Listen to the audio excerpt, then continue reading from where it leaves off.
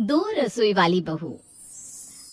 Arrange marriage में तो माता पिता बेटी की जिस घर में शादी करते हैं उस घर की सारी जानकारी ले लेते हैं, लेकिन जब लड़की करे लव मैरिज तो देखिए क्या होता है। देख, साफ पता है तू और लल्लू बाहर मीट चिकन खाते हैं। किसी को मार कर जान से उसको खाना ठीक नहीं है बहू। माँ जी, ये तो आप लल्लू को ही समझाइए। सास को बहू की बात पर गुस्सा आ जाता है। क्या लल्लू लल्लू कर रही है? अब जो नाम रखा है वही लूंगी ना। आपने मेरे पति का नाम लल्लू रखा है तो लल्लू ही बोलूंगी ना, कल्लू तो नहीं बोलूंगी मैं। अरे कितनी लंबी जुबान है। खैर, लव मैरिज वाली होती ही गलत है, लेकिन सुन ले, मुझे भी सांप का मुंह कुचलना आता है। लल्लू ने तो शादी से पहले सोची ना कि छोटा भाई कल्लू भी बैठा है बिरादरी में। जो पता चल गया कि बड़े भाई ने भागकर शादी कर लिया तो कौन करेगा छोटे से शादी। देखिए माँ जी, अब कोई राजा महाराजा का खानदान तो चल नहीं रहा आपका। क्या करोड़ों की जायदाद और आपका वो बड़ा वाला हीरा लगा रानी हार तो नहीं है जिसकी लालच किसी को हो। अरे ले देकर एक घर है, अब क्या कोई देखेगा, छोड़िए।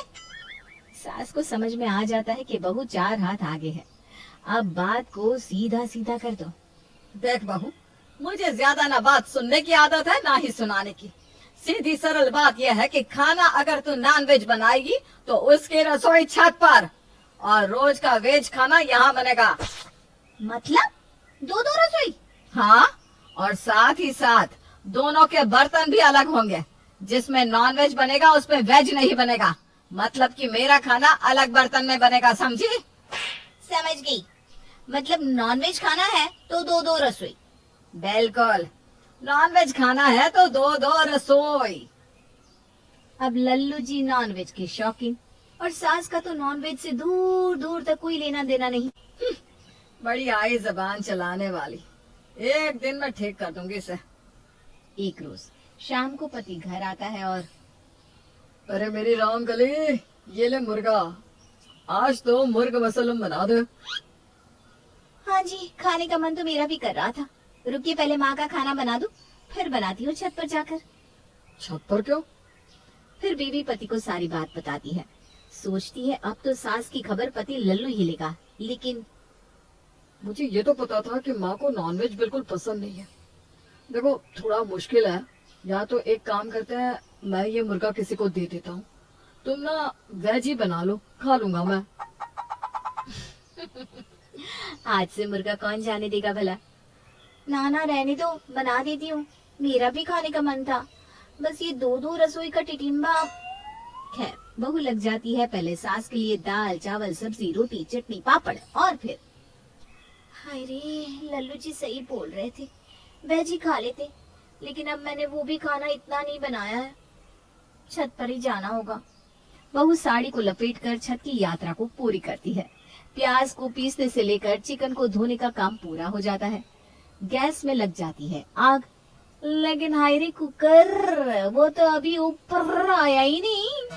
बहू भाग कर नीचे आती है, कुकर लेकर ऊपर जाती है और चढ़ जाता है कुकर गैस की आग में।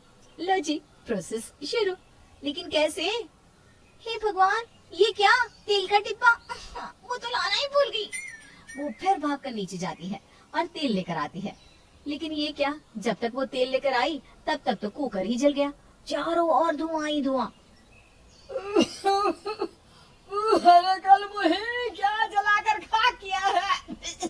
कुछ तो बोल। कुछ नहीं माँ जी, वो कुकर जल गया है। अरे नहीं संभलती रसोई तो बता दे, तलाक दे दे मेरे बेटे को। कोई अरेंज मैरिज वाली ले आऊंगी। कुकर जला कर रख दिया।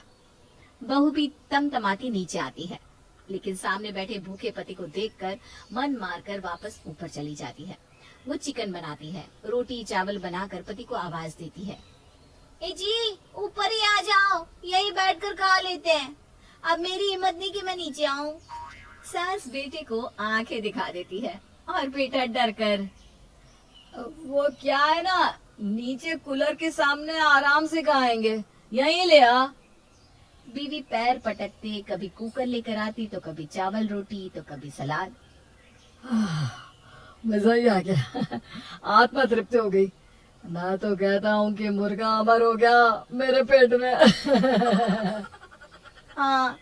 लेकिन यही हाल रहा ना दो दो किचन का तो मैं जरूर शहीद हो जाऊंगी। अरे तीसरे तल्ले में किचन कौन करता है? मैं करती हूँ। क्या सोच रही है, मेरी बुराई करेगी और मैं सुन लूंगी? कतई नहीं।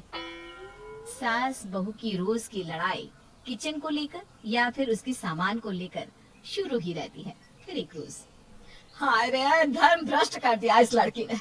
अरे जरा तो शर्म करती, किस कढ़ाई की सब्जी दे दी।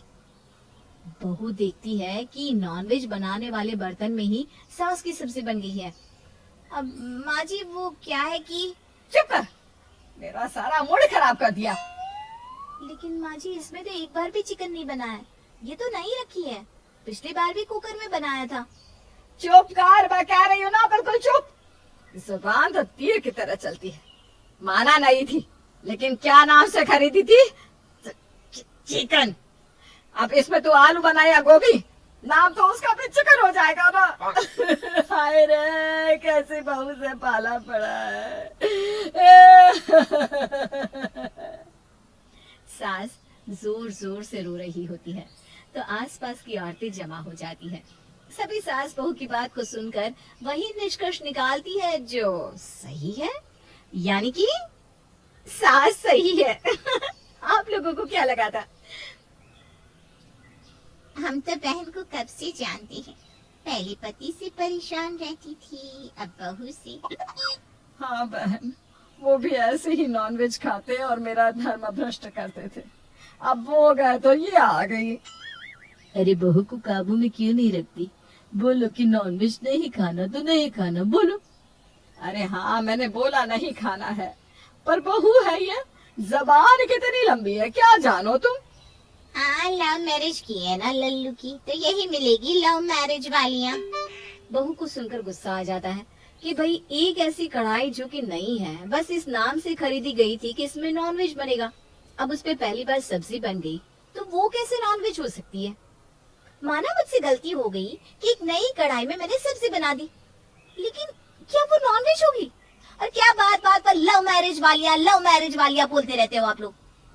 आप लोगों को प्यार नहीं है अपने पति से? क्या वो लव नहीं है? मेरा बस शादी के पहले से था, तो क्या हो गया? लो जी, ये भी सुन लो, हमें भी लव मैरिज वालियों से तोला जा रहा है। चलो बहन, हम तो चल रहे हैं, शाम के खाने का वक्त है। आज तो नॉनवेज बनाना है मैंने, पता ही है हड्डी गलने में कितना वक्त लगता है। तो क्या छत पर रसोई है आंटी जी आपकी भी? अरे पागल नहीं है हम, जो नॉनवेज के लिए छज्जा चढ़े। हम तो सब साथ में ही खाते हैं। अरे भाई, बर्तन धो देते हैं, इससे ज्यादा क्या कर सकते हैं। बहू सास की ओर देखती है। सास इससे पहले कि बहू हावी हो जाए सबको घर से बाहर निकाल देती है और दरवाजा बंद कर लेती है। 40 बार माफ किया, अगली बार ये मत करना। जाकर पानी ले आ। हाँ, मुझे कोस कोस के थक गई होंगी, क्यों? लाती हूँ पानी। बहू सास को पानी देती है। एक दिन की बात है, बहू के घर वाले खाने पर आने वाले होते हैं।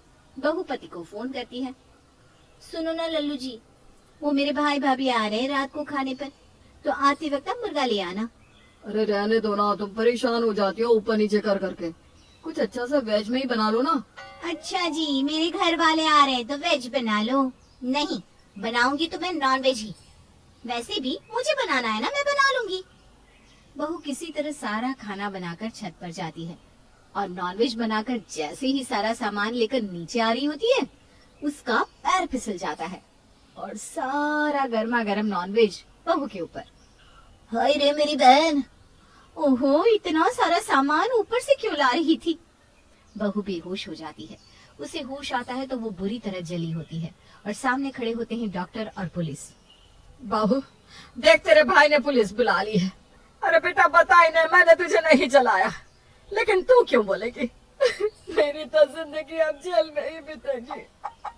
क्या रे बढ़िया, जब नीचे किचन थी तो क्या जरूरत थी बहू को इतना बड़ा कुकर लेकर ऊपर से नीचे आने की, वो भी गर्मा गर्म।